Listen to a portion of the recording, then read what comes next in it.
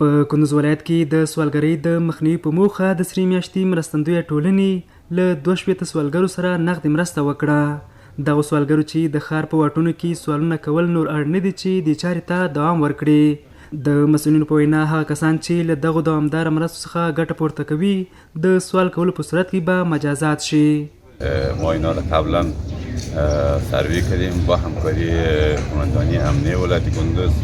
تقریبا 740 یا 750 فامیل ما سروی کردیم. از بین از اینا ما 62 فامیل مستحق پیدا کردیم که امروز ما شاهد هستیم، کلی مردم شاهد است که برای هر فامیل از اینا ما 5000 افغانی توزیع کردیم و توزیع میکنیم. دیگه کمک دوامدار است و اینا یک معاش است که در آینده همین معاش برشان تعیین میشه.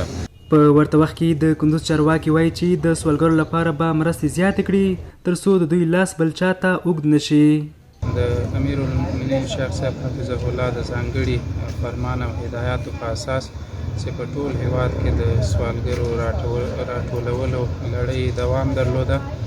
نن ورځ په کندوز کې هم چې تقریبا څه د پاسه 200 کسان راټول شوي وو، په هغې کې تقریبا 180 نفر مستحق بلل شوي وو چې هغو سره نن ورځ نغدي مرسته وسوله 15,000 افغانۍ.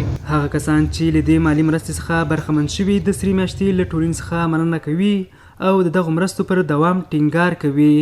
بسیار زیاد ما خوش هستیم از پیششان، دیگه هم بر ما کمک کنه. اولادکای ما بی سرپرست هستن، نانآور نداریم، خود ما بودیم نان اولادای ما رو می‌آوردیم.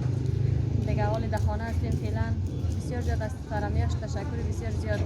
خدا کنه که می کمک که ما دوامدار شوه، ما از کالاشویی از یک مشکلات خلاص شویم، با اشتکای ما یک توتنان پیدا شوید، کمک که ما دوامدار کنیم. دا په داسې حال کې ده چې اوس مهال په کندوز ولایت کې د څه باندې 600 سوالګرو له سروي وروسته یوازې 2 مستحق او اړمن پیژندل شوي او پاتې نور له دې کار څخه د مسلک په توګه کار اخلي.